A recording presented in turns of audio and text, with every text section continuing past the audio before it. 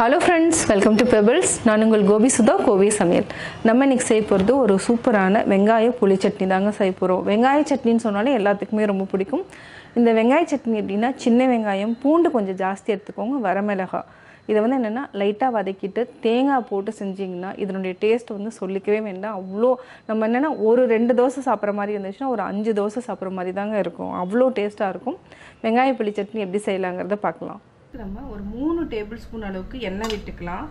அதாவது இதுக்கு நல்லெண்ணெய் யூஸ் பண்ணிங்கன்னா ரொம்ப நல்லாயிருக்கும். எண்ணெய் காஞ்சதுக்கப்புறம் இதுக்கு வந்து என்னென்னா வரமிளகாய் பூண்டு இதுதான் வந்து ஒரு நல்ல ஃப்ளேவர் கொடுக்கும் இந்த சட்னிக்கு. இதை வந்து நல்லா அப்படியே வதக்கிக்கலாம். இந்த பூண்டு ஃப்ளேவரும் அதே மாதிரி வரமிளகாய் ஃப்ளேவர் இந்த சட்னிக்கு வந்து ரொம்ப டேஸ்ட் கொடுக்கும். இதுக்கு என்னென்னா சின்ன வெங்காயம் நீங்கள் போட்டிங்கன்னா ரொம்ப நல்லாயிருக்கும். ஆனால் நான் சின்ன வெங்காயத்துக்கு பதிலாக பெரிய வெங்காயம் போடுறேன். பெரிய வெங்காயம் போட்டிங்கன்னா என்ன ஆகுனா கொஞ்சம் ஸ்வீட்டாக லைட்டாக ஸ்வீட் டேஸ்ட் கிடைக்கும். அது வந்து என்னென்னா ஒரு சிலருக்கு பிடிக்கும். நீங்கள் வந்து இல்லைன்னா சின்ன வெங்காயம் வந்து ஒரு 30 வெங்காயம் எடுத்துக்கிட்டிங்கன்னா நல்லாயிருக்கும்.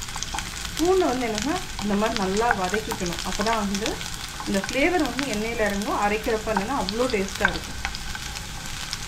அவ்வளோதான். இது வந்து என்னென்னா ஒரு 50% நல்லா வதக்கிக்கலாம். இது கூட பெரிய வெங்காயம் ஒரு 3 எடுத்துருக்கிறேன். 3 வந்து இந்த மாதிரி சின்னதாக கட் பண்ணிக்கலாம். கட் பண்ணிவிட்டு இன்னும் இதையும் சேர்த்து வதக்கிக்கலாம்.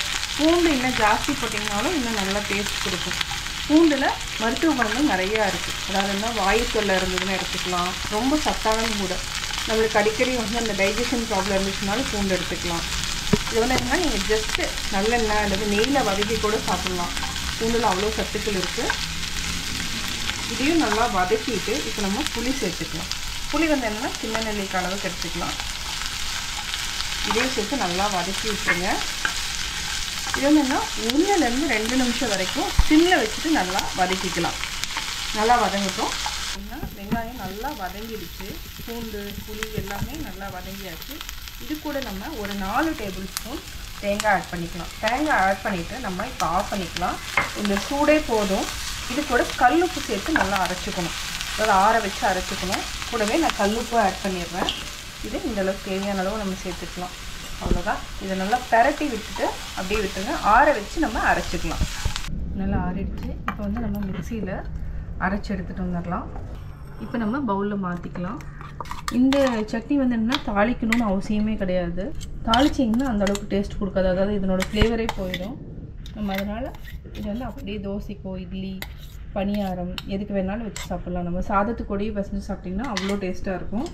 இது வந்து வெங்காய புளி சட்னி ரெடி.